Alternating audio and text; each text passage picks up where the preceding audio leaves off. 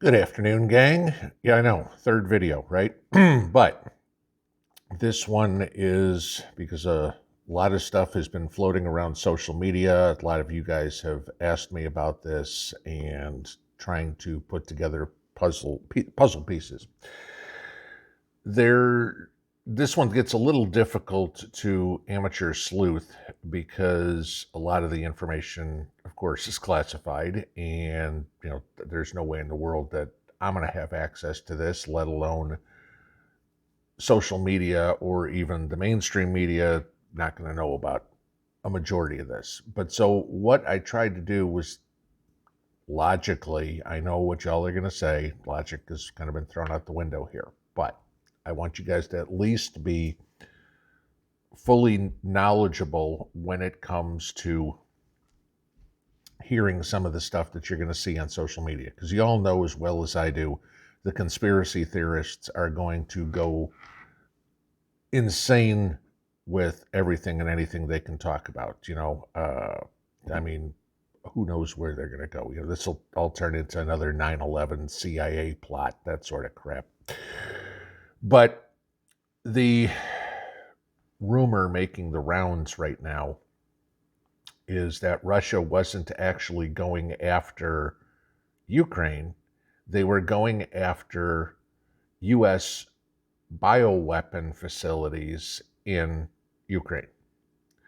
Now, we all know the stories for the last 2 years of everybody trying to figure out where the origins of COVID were, all right? And whether, the United States was saying it was in China. China has said it's been anywhere but China. Fort Detrick, Maryland kept coming up, all this sort of stuff, so whether it was, again, they never got to the bottom of it. But what we do know that has come out over time was the NIH was funding gain of research in Wuhan and stuff like that. So, and Fauci was involved in that. So we do know that the United States has significant interests in bio studies in foreign countries. All right. So I went and did a little digging, and I want to show you a map here real quick. So take a look at this, and I'm going to kind of go over it. These two maps on the left is the locations of the 8 bio facilities that the U.S. has in Ukraine. This is confirmed, okay?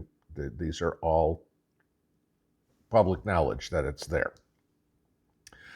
On the right is the map of where the Russians went into Ukraine yesterday. Now, again, I'm not saying yay or nay to this. I'm just giving you guys the most updated information I can find. And God knows I'm no authority on this one. All right. But taking a look.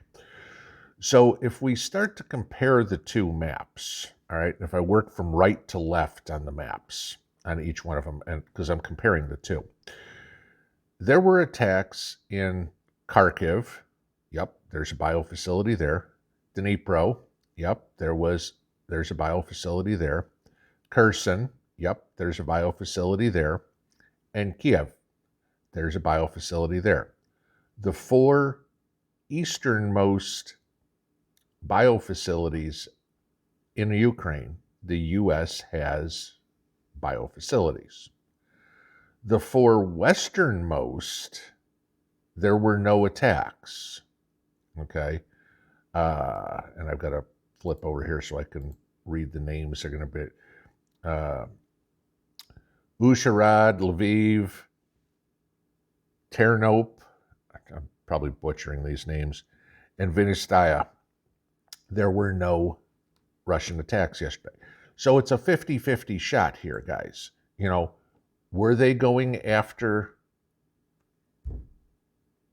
U.S. biofacilities? Possibly. Why do I say that? Because the 4 biofacilities that were closest to Russia were hit, and the 4, not the biofacilities themselves, the towns. Okay, I can't confirm or deny or anything like that that biofacilities were hit. But at least those towns, there were attacks. The four westernmost, there were not. Okay? Doesn't mean that that's not going to happen today, not going to happen tomorrow. I mean, as blitzkrieg as this attack was yesterday, they didn't cover the entire country of Ukraine in one day. I mean, Ukraine's about the size of Texas. That would be a pretty good push to go through. All right. So I don't want to say this wasn't the case, but I don't want to say it was either. It could have been part. It's just very interesting because the Russians have accused the United States of making bioweapons and everything in Ukraine for years. That's nothing new. All right. And I mean, I'm going off of some Indian news here. The U.S., this is the U.S.'s biological threat reduction program, as the U.S. has said, okay, this is how we're trying to, I don't know what, create antidotes or something like that. But sure, it makes sense that we meaning the United States, has these facilities around the world, okay? Because the threats come from around the world, and the closer you are to them, the more you may be familiar with it. The more scientists are familiar with it, okay? I mean, the facade of weapons of mass destruction in Iraq, chemical weapons have been talked about in Syria, with Bashar al-Assad. So, then the other part is there's scientists all around the world that know this. You're not just going to move every scientist from every country around the world to the United States so all the research can be done in the U.S. Sure. Does the U.S. support scientific research around the world? Absolutely. Probably most other countries do too. All right, well, at least most other major countries. So the fact that we have something there doesn't surprise me. What they're doing there, I can't say, and nobody else can either, because obviously that would be something that would be highly classified, and nobody's going to come out and say what's going on. We had the whole deal up in Pennsylvania here a few weeks back, a month or so ago, with the monkey that was, the truck that crashed and everything like that. There are only two countries in the world that are allowed to have smallpox, the United States and Russia. Okay, that's it. There's a whole lot of other biological weapons that are in existence, have been created, we don't even know about, okay, as the public, that exist, that are created, studied, done whatever in these labs. It's scary stuff. The only thing that if I had to put where I am on this, I'd say 70-30, okay? 70% it had nothing to do with this, 30% it might have. And my logic is, again, I know logic, okay? The last thing you're going to do is, if a building is housing biological warfare type,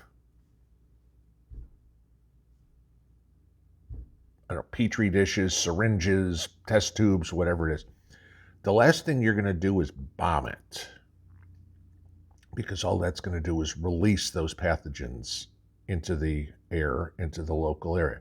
Now, is it airborne? Is it waterborne? Is it bloodborne? Whatever it would be. If they're only bloodborne pathogens, okay, unless somebody's got a cut and they're right there, it dies in a vine. If it's waterborne, okay, it's, unless there's a river right by it, dies on the vine. If it's airborne, then you got a total different animal. So I wanted to do this just to show you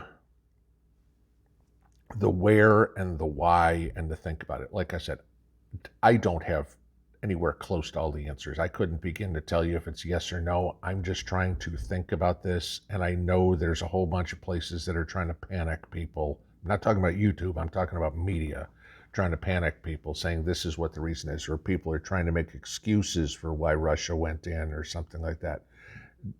Believe me, everybody's going to come out of the woodwork one way, shape, or form or the other. And this one has hit my inbox a couple of dozen times already, and it's in some of the comments about it too. So I thought I'd do a little bit of digging on here and wanted to give you that. So take this as just information. You know, I'm certainly not going to say this is not possible. Okay. We all know Fauci's involvement in the last couple of years, even beforehand. I don't know, Beagles ring a bell to anybody? But just keep your eyes open. There's like everything else that's major, there's going to be a lot more that comes out about it over time. Some's going to be true, some's going to be not. And again, remember, a lot of it's going to be used politically, and it's going to be spun to make a narrative. It's up to us to separate the wheat from the chaff. Have a good afternoon. Pinball out.